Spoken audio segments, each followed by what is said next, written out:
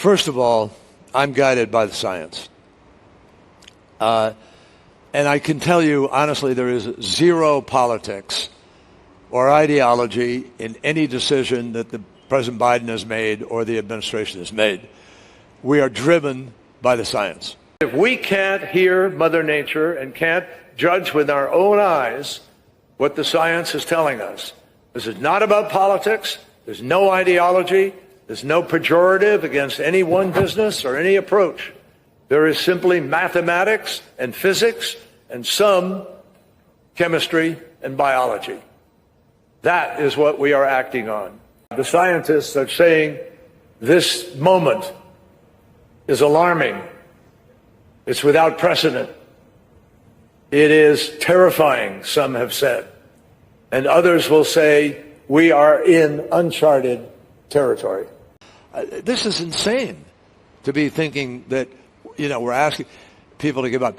There was a time, the last years, that we might have gone to war to protect our energy sources.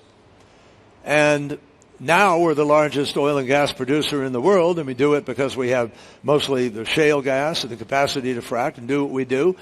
And again, that's technology that produced that. Right. But gas will have a confrontation with the future in the future. Secretary Kerry, thank you so much for coming here. I hope it wasn't too problematic for your operational team and your private jet to get here. I just don't agree with your facts, which began with the presentation of one of the most outrageously persistent lies that I hear, which is this private jet. We don't own a private jet. I don't own a private jet. I personally have never owned a private jet. And obviously, it's pretty stupid to talk about coming in a private jet from the State Department up here.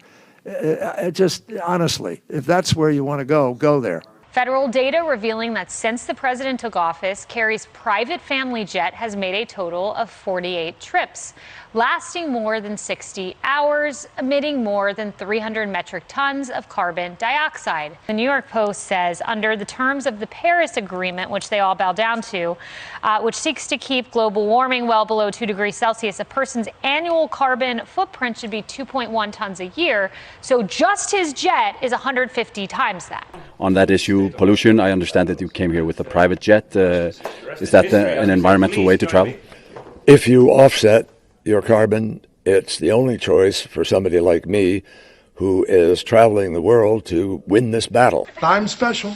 In exchange with Mr. Mills, you just testified under oath that you never owned a private jet. Mr. Chairman, I'd like to enter into the record article here from February 15th of 2023. The John Kerry family private jet was sold shortly after accusations of climate hypocrisy. Mr. Secretary, do you stand by that testimony that you've never owned or I personally, your family? I your family? Personally, yes. My wife owned a plane and she sold the plane. You flew on that plane? Not in a number of years, but I have flown on it, sure. And this article is not then inaccurate, that your family owned a plane, you flew on a plane. My wife owned here's a plane. Here's the issue. Yeah. This isn't some kind of partisan gotcha. When we are asking Americans to make serious sacrifices as we transition for the common good, and your family and or yourself are flying around on private jets, that smacks of hypocrisy. It actually hurts your cause. In 5 years, scientists predict we will have the first ice-free Arctic summer. That exposes more ocean to sunlight.